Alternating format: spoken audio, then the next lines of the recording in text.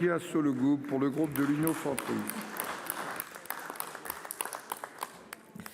Monsieur le Président, Mesdames et Messieurs les ministres, mes chers collègues, ma question s'adresse au ministre de la Santé.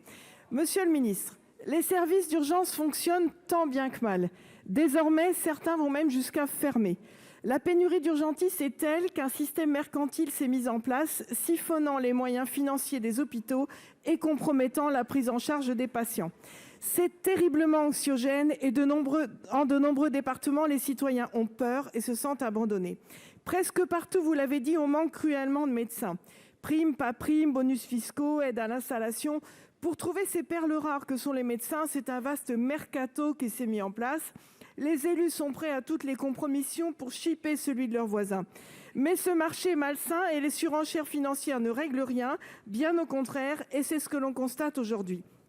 Depuis plus de 10 ans, on nous dit chaque année qu'il suffit d'attendre un peu pour que les choses s'arrangent, mais c'est de pire en pire. Alors ma question est simple, monsieur le ministre, quand ?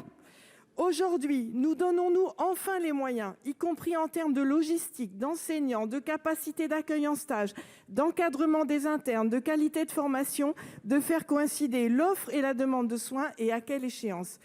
Vous nous avez évoqué, monsieur le ministre, le numerus clausus. Mais vous savez bien que c'est en termes de temps médical qu'il faut raisonner.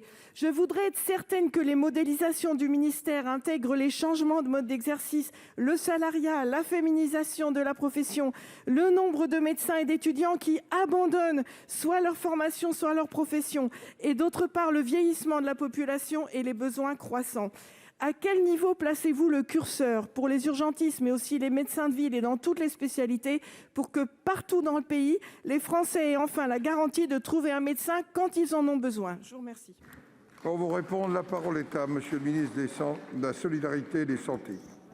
À nouveau, madame la sénatrice, votre question est parfaitement pertinente et vous en faites le diagnostic partagé.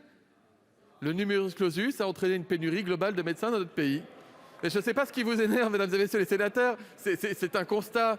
Je le redis, si vous ne formez plus de médecins, 20 ans plus tard, il n'y a plus de médecins. Et celles et ceux qui ont décidé de ne pas former de médecins pendant 40 ans ne peuvent pas nous regarder, nous qui avons enfin desserré les taux en supprimant le numerus clausus, en nous reprochant le manque de médecins. Enfin, il n'y a pas, pardonnez-moi, il n'y a pas un Français qui rentre dans ce piège. Les gens ont parfaitement compris. Et d'ailleurs, vous avez été un certain nombre à le déplorer avec nous, et vous avez été un certain nombre à voter cette disposition. Madame la sénatrice, néanmoins, nous faisons face. Nous faisons face à cette situation de pénurie.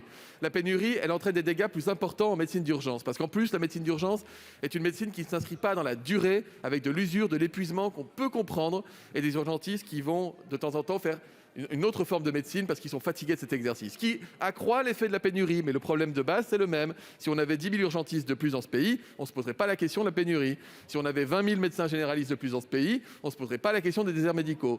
Comme il y a cette pénurie, qu'est-ce que nous proposons ?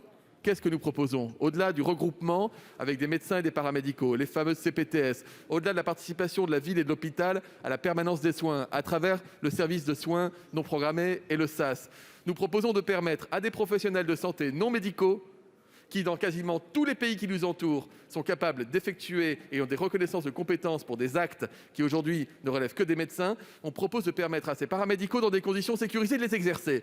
Qu'est-ce que je note ? Toutes les propositions du gouvernement en la matière, dans le cadre du PLFSS, font l'objet d'au moins 1 à 10 amendements de suppression venant de la plupart des bancs de cet hémicycle. Aidez-nous, madame la sénatrice, aidez-nous à porter ce discours qui est un discours concret. Ce n'est pas de votre faute à vous si on n'a plus de médecins dans notre pays. C'est certainement pas de la mienne non plus, qui me suis battu contre le numerus clausus pendant des années. Mais face à ce constat, ne renouvelons pas les échecs, allons de l'avant. Madame Sollogoub, vous avez quelques secondes.